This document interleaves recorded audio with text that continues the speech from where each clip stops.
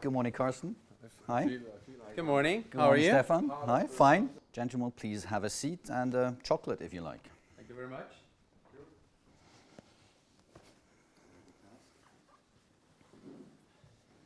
So we are here today to talk about leadership culture, but we will also talk a little bit about football since the World Cup is going on. Stefan, name me a Danish player, please. Well, that's a good question. I think there's a guy called Eriksen, right? Doesn't he play for, well, the Danish team obviously, but I think he also plays for in the Premier League with Tottenham, right? You know more than I do, because I couldn't actually name one. Until yesterday, I saw that according to the statistics, the Danish goalie was the most successful in terms of successful interceptions, but that changed today. But anyway, but your turn. Name us a Swiss player, please. Well, that's easy. I know this little muscle guy that is one of the key players, and I know he's standing down in Migros or Coop, but I can't remember his name. No, he can So it's Coop and it's Shaqiri. Shaqiri, yes. Not Shakira, Shaqiri. Shaqiri, yes. And you can Since we talk kind of football, just right? give him a quick slap on his face whenever you Yes. enter and exit. Stefan, you played football when you were young. What was your position? I was libero. That's in the defense. Probably because I was so tall and I was the one that blocking everybody running or trying to run past. So that was my passion then. It's a couple of years that I don't play anymore, but that was fun. Were you the captain of the team? I was, and actually we were the winner of the cup in volleys, right? That's where I come from, and I had the honor to lift the cup. You know, at the end, that's an amazing feeling. So you always had the leader in you. One shall say that. What would be your favorite position today? I think the libero is not a position that they do anymore. Right, I know that. What would you still be a defender? Yeah, probably I would. Maybe because I'm not fast enough and being in the front, or maybe in the midfield. You know, being more the guy that has the overview and tries to get somebody else into position. That's probably something I would aspire. Would I be able to do it? I don't know. Probably need a bit more fitness for that. Who wants to be a goalie? I was a goalie. But that was maybe more because we needed a goalie. A tall one. Yeah. I was going to say you're tall, so that basically kind of qualifies you to be a goalie. Yeah. Actually, goalies can be very important leaders of a football team. I mean, think of Buffon, or for Italy, of Neuer for Germany, or It was more Dino Sof and Michael Schumacher back then. exactly, yes. And also, you know, the infamous Higuita for Colombia. Why do you think that is? Why do you think goalies, you know, turn into such leadership figures, basically? Well, I think it's an important position, right? I mean, you can save a game. If you don't score, that's one thing. If you're in the midfield, you know, you're not playing the ball correctly, that may have an impact. But if you make a mistake as a goalie, it can be a goal, right? And they can lose the game. Yeah, well, it was good to have Sommer in the Swiss goal yesterday, right? Right. Yeah. And I think, you know, whenever you engage, you have to engage 100%, and you have to be really sharp in those few moments where you engage. It's not that, and then, you know, there can be 5 minutes where you're not at all active, right? So it's really about being 100% there when it's required. Who's a good leader on the football pitch? Neymar, Ronaldo, Messi, Suarez, Costa, Kane, Lukaku? Who would you say is a good leader? I think it's a good question. I think the names that you mentioned, they're famous. I think they're good individuals. I'm not sure whether all of them would qualify to be a good leader, right? They are being looked as a leader because they're good. They've proven themselves in scoring goals, but I'm not sure I would qualify all of them to be a leader. I mean, for me, the leader is the captain, and not all of them are captain to start with. And I think to be a leader in a football team, you have a different task than just scoring goals. I agree. That would be my view on it. Yeah. I think the leader doesn't necessarily need to be in the limelight. So a lot of the leadership that takes place on a team happens without most people necessarily noticing it. Mm-hmm.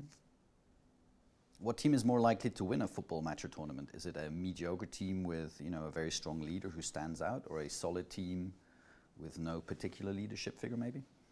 I think it's the combination of both. You need to have a leader that can bring actually the team together. It's a teamwork, right? So to win a tournament of this magnitude as an individual, you won't make it, because you can't be all over the pitch. So I think it's a combination of it, a strong leader that knows how to motivate, how to deploy the resources you have on the pitch, and to follow a certain strategy. You're the extended arm of the coach, and you lead the rest of the team. But I think it needs both of it. I mean, that would be my view, that what it takes to be successful. Your favorite football player in general?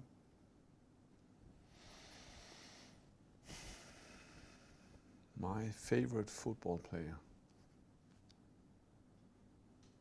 Stefan already knows the answer. You can jump in. Who's your favorite football player?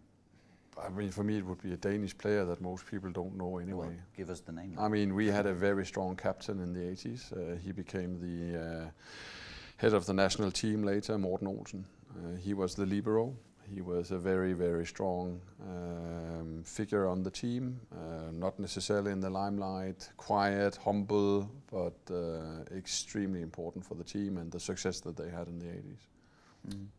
So a leader is not automatically someone who is loud and vocal. He was also loud and vocal, but not necessarily in the limelight, and not to necessarily get a lot of attention from the medias. But I think you sometimes definitely have to be loud and vocal, but when it's required, and not at the expense of others. You are more of a quiet leader, is that impression correct? Yeah, I think that's probably true, yes. I think you can be a very direct leader without necessarily being loud. But I think, as I said, sometimes you have to be loud and you have to be emotional and you have to be passionate. But you can't be all of that all the time. Is the leader always right? No.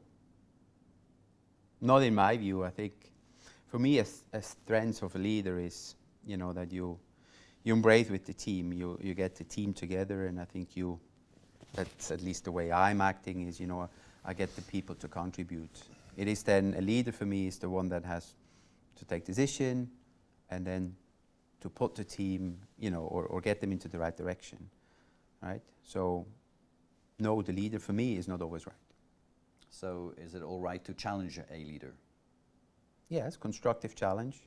I think it's what you need in order to take certain decisions. Otherwise, you have one view, then I don't think that is a way that a team functions as well. So I think I personally rather have a team that is where you have opinions, where you have constructive input, and then you find a way of what is the best for a certain problem or for a certain decision to be made, right? Because ultimately what you need is you need to have the people to be contributing to and have their buy-in. And then I think I always say the equation, 1 + 1 is 5. If 1 + 1 only gives 2, then I don't think it's a successful equation. Then it's not a successful team for me. It's fundamental. I mean, as a leader, it is fundamental that you are able to surround yourself with people who are also smarter than you in certain areas, more experienced in certain areas.